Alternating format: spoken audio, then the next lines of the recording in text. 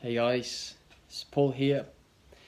Um, I just want to share a brief thought, and because I feel the Lord has revealed to me a bit more understanding on a theme I come to again and again, um, and I myself have quite a lot of burden for young teenagers and youth who struggle with things like outward appearances, um, people who aren't too happy with their lives living. And I've struggled with this issue for many years in my life, and I still do. I still do. But for me, and for all those who really love the Lord Jesus and wanna keep on going and really want Him to heal us in this matter, because I feel that so many times I it's like I knock myself on a wall. I can't keep advancing. Because this thing keeps on popping up, and it feels like a something that ties me down. Like, won't let me keep on going. Um, so yeah, I'll share. I want to share what the Lord has been doing in my life for these past few years, and what I feel he wants to keep doing. So I consider myself to be a student of the first commandment. It's been 3 years now when the Lord has revealed to me, but like very intentionally, right? The first commandment, and that is to love the Lord your God with all your heart, with all your strength, and all your mind. Um, and then this has been it's been a fascinating theme, actually, because and it's not something I just read and moved to another thing. It's something I kept coming back to it, and it's so important. And Jesus said it's the great commandment.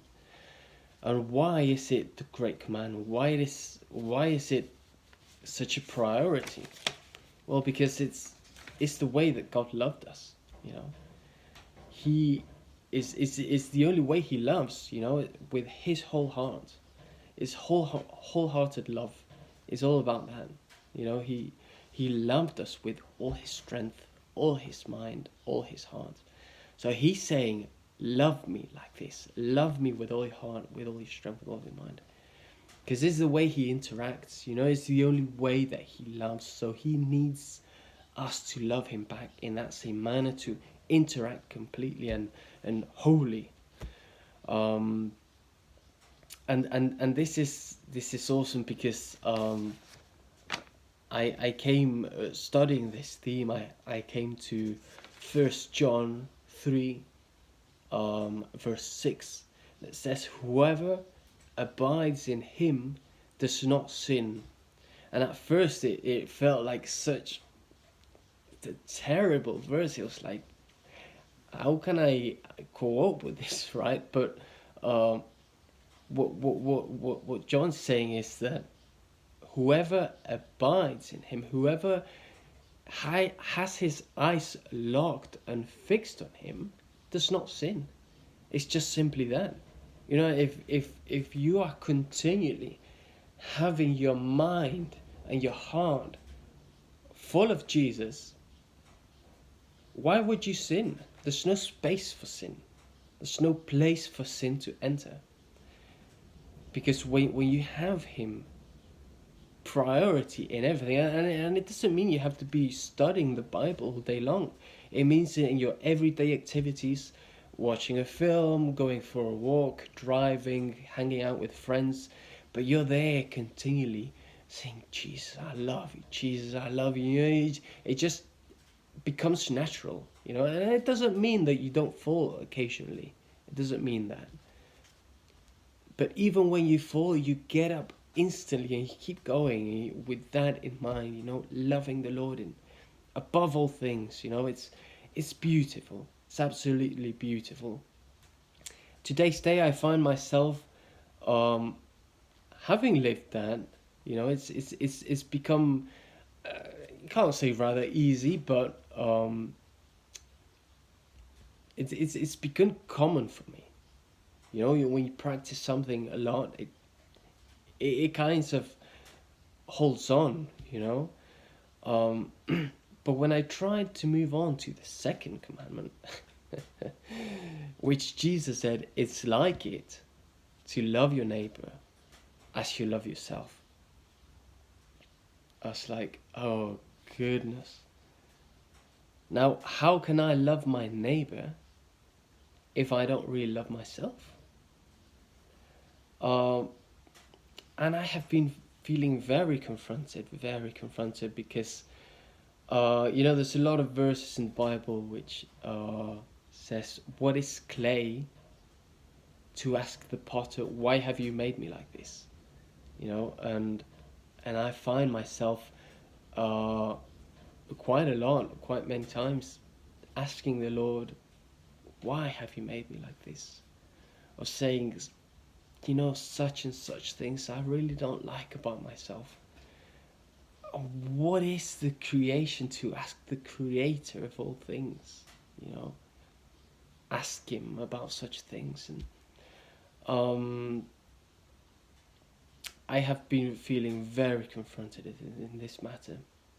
And this morning I found James 1, verse 27, that talks about what is pure religion. And says it's this and that, and to keep oneself unspotted from the world. And I thought about what is to keep oneself unspotted from the world, and it's not only keeping oneself from sexual and perverse immorality. That is one of the main things that haunt us every day. But it's staying away from the very essence of this system. This worldly system is very cruel because it stands upon mainly judging by outward appearances, by what we see, how you dress, how you walk, how you talk, with whom do you hang around, all the models nowadays, and this is the perfect man, perfect woman, and everything clings on to that, so we find ourselves judging by the same standards, So when we see that, keeping oneself unspotted from the world, in this case, in this aspect, it means seeing through the lens of God, judging through the lens of God, acting through the lens of God. And when it comes to us, it's seeing ourselves through the eyes of Him. Seeing ourselves through the eyes of God. It's very, very easy to fall into the way of judging our lives or seeing our lives, like comparing our lives to others, And that's something I've actually been struggling with my whole life, because especially when I ask myself, how does God see me? All my life I've rejected myself. All my life I've been comparing myself to others.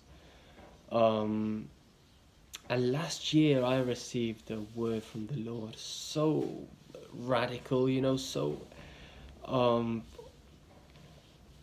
life-changing. It completely changed the way I saw myself, completely.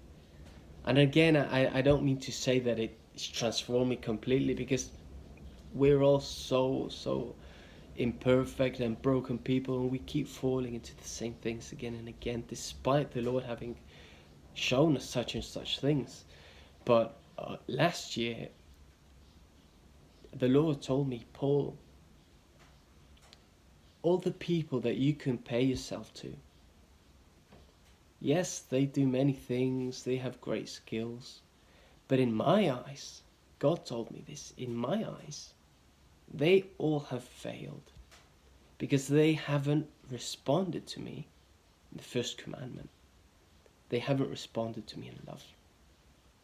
But you, Paul, but you, even in your weakness and your brokenness, even in your bitterness, you have loved me with all your heart.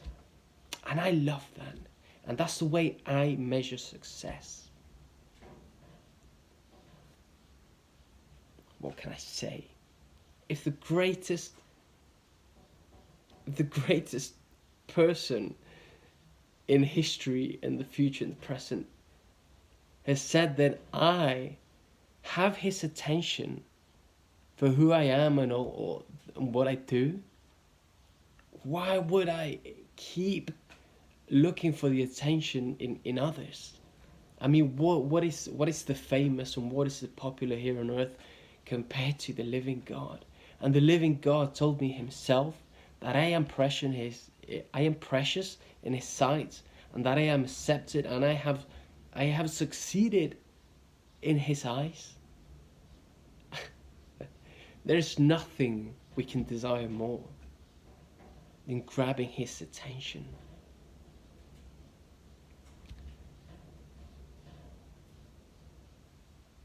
So, how does he see me? How does he see me? Responding in the first commandment delights him with all his heart. Responding in the first commandment. And you know,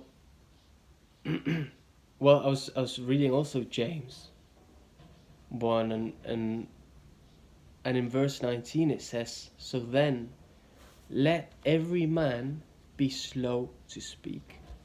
And I've struggled with this issue for many years because I'm a person slow to speak. You know, I normally don't have words to speak, not even with friends. When I hang out with friends, I don't have conversations.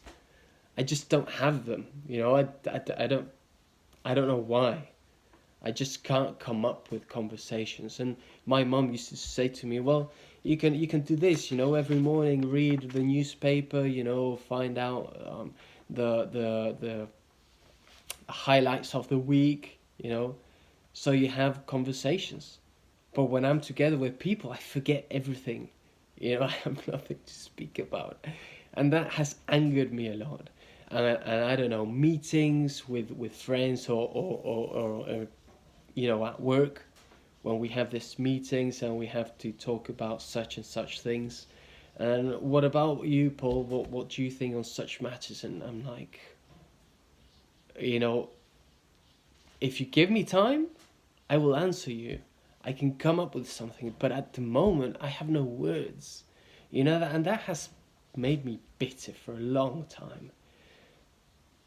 But when I read this, and I said, let every man be slow to speak. And I was like, might this not be a gift from God? But I can't see it because I'm judging my life by outward appearances. You know, what may people think of me that I don't speak too much?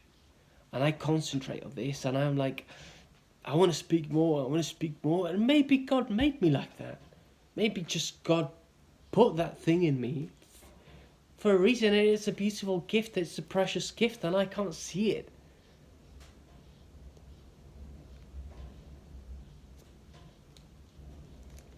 So we have to learn to see ourselves through his lens, through his eyes. Because otherwise, you know, so much information in this world, so much information, and we lose these precious little pearls that God has planted in us. That if we could see better through his eyes, we could see the whole picture. You know, we lose out so many things by concentrating on outward things, really don't matter.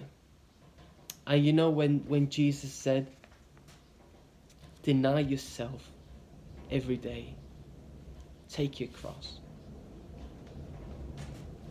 it's not only denying also to fleshly stuff or passions or carnality. It's about these things also, you know, thoughts that try to enter our minds, thoughts that will only set us apart from seeing the way that Jesus sees us. You know, we have to learn to deny wrong thoughts about ourselves. And I'll finish with this. Seeing through his eyes is the only way to fulfill the royal law, like James said. You shall love your neighbor as yourself. We have to learn to see through his eyes. Big challenge for you, big challenge for me. But I hope this works. I hope this helps. I really hope this helps.